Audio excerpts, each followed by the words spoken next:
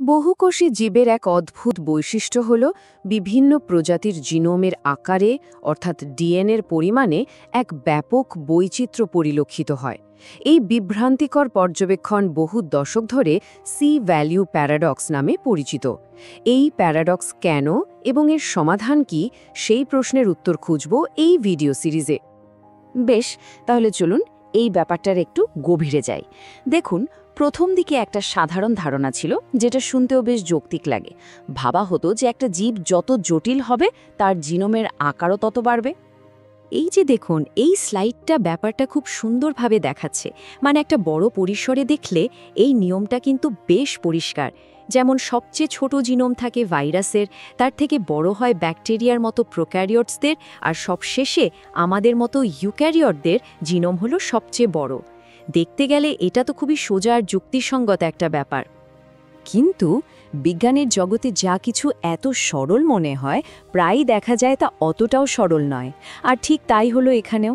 খুব তাড়াতাড়ি বোঝা গেল যে এই সহজ সম্পর্কটা বিশেষ করে বহুকোষী জীবদের ক্ষেত্রে একদমই খাটে না। আর বলতে পারেন ঠিক এখান থেকেই কিন্তু আসল রহস্যটা শুরু হচ্ছে। এই তুলনাটা দেখুন, এটা সত্যিই মাথা ঘুরিয়ে দেওয়ার মতো। একদিকে আছে অ্যামিবা, একটা মাত্র কোষ দিয়ে তৈরি জীব, কোনো অঙ্গ নেই, কোনো জটিল সিস্টেম নেই। আর অন্যদিকে আছে মানুষ। কিন্তু অবিশ্বাস্য ব্যাপার হলো, কিছু অ্যামিবা প্রজাতির জিনোম মানুষের জিনোমের থেকে বহু গুণ বড় হতে পারে। ভাবুন একবার, একটা এককোষী জীবের জিনোম একজন জটিল মানুষের চেয়ে অনেক বড়। এটা সত্যি একটা বিশাল ধাঁধা। আচ্ছা, এই রহস্যের আরও গভীরে যাওয়া যাক। এবার আমরা এমন দুটো জীবের কথা বলবো যারা দেখতে প্রায় একই রকম, একই পরিবেশে থাকে, কিন্তু তাদের জিনোমের মধ্যে আকাশ পাতাল পার্থক্য। এদের বলা হয় শুয়েল বাঘ। একটা প্রজাতি হলো ক্যানাডিয়ান হোস্টোরিয়াস ক্যানাডেন্সিস, আর অন্যটা হলো তার টেক্সাসের এক নিকটাত্মীয়। এরা কিন্তু খুবই কাছের আত্মীয়, মানে মাত্র 5 থেকে 10 মিলিয়ন বছর আগে এদের পথ আলাদা হয়েছে, যেটা মোটামুটি মানুষ আর শিম্পাঞ্জির বিচ্ছেদের সময়ের সমান। আর শুধু তাই না, দুজনেই অন্ধ, দুজনেই সমুদ্রের ধারে থাকে, একই রকম খাবার খায়। সত্যি বলতে কি, এদের জীবনযাত্রার মধ্যে কোনো পার্থক্য খুঁজে বের করাই মুশকিল। আর এবার আসছে আসল চমকটা। টেক্সাসের শোয়েল বাঘটার জিনোমের সাইজ প্রায় 3 বিলিয়ন বেস পেয়ার, মানে প্রায় মানুষের জিনোমের সমান। কিন্তু তার ক্যানাডিয়ান আত্মীয়টার জিনোম, সেটা হলো বিশাল, প্রায় 14 বিলিয়ন বেস পেয়ার। ভাবা যায়, প্রায় একই রকম দেখতে দুটো জীবের মধ্যে একটার জিনোম অন্যটার চেয়ে প্রায় 5 গুণ বড়। এই ধাঁধাটা কিন্তু এখানে শেষ নয়। এটা আরও জটিল হয়ে যায় যখন আমরা উদ্ভিদ জগতের দিকে তাকাই, বিশেষ করে পেঁয়াজ বা অ্যালিয়াম পরিবারের দিকে। এখানেও জিনোমের আকারে এমন বিশাল পার্থক্য দেখা যায় যে আবার নতুন করে ভাবতে হয়। দেখুন, এই আলিয়াম পরিবারের সবচেয়ে ছোট জিনোমটার আকার হলো প্রায় 7 বিলিয়ন বেস পেয়ার। কিন্তু ওই একই পরিবারেরই অন্য একটা প্রজাতির জিনোমের আকার হতে পারে 31.5 বিলিয়ন বেস পেয়ার পর্যন্ত। তার মানে একটা পেঁয়াজের যা ডিএনএ লাগে, তার খুব কাছের আত্মীয় আরেকটা পেঁয়াজের লাগছে তার থেকে 5 গুণ বেশি ডিএনএ। এই অদ্ভুত ব্যাপারটাকেই বলা হয় অনিয়ন টেস্ট বা পেঁয়াজের পরীক্ষা। এর মূল কথাটা খুব সহজ। একটা প্রজাতি তার আত্মীয়র মাত্র 5 ভাগের 1 ভাগ ডিএনএ ব্যবহার করেই তো বেঁচে থাকার জন্য জরুরি সব কাজ করে ফেলতে পারছে।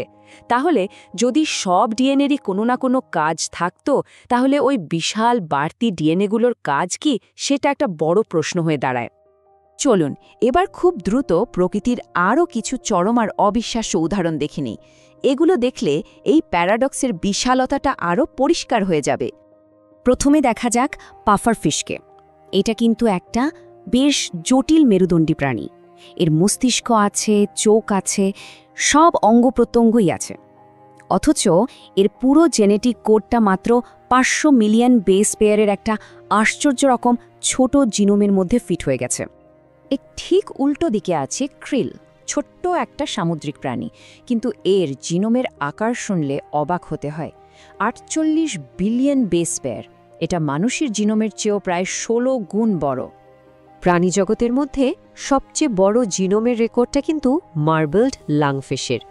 এর জিনোমের সাইজ হলো প্রায় 133 বিলিয়ন বেস পেয়ার। সংখ্যাটা এতটাই বড় যে কল্পনা করাও কঠিন। আর সব রেকর্ড ভেঙে দিয়েছে। ছোট্ট সাধারণ দেখতে একটা ফার্ন, এর জিনোমে আছে অবিশ্বাস্য 160 বিলিয়ন বেস পেয়ার। তার মানে এই ছোট্ট গাছটার মধ্যে মানুষের চেয়েও 50 গুণ বেশি ডিএনএ আছে। এই টেবিলটা পুরো ব্যাপারটা এক নজরে খুব ভালোভাবে বুঝিয়ে দিচ্ছে। অ্যামিবা থেকে শুরু করে ফার্ন বা খুব কাছের আত্মীয় পেঁয়াজ আর শোয়েল বাগদের মধ্যে জিনোমের আকারের এই যে বিশাল আর অগোছালো পার্থক্য, এটাই হলো সি ভ্যালু প্যারাডক্সের একেবারে মূল কথা। আশা করি সমস্যাটা ধরতে পেরেছেন।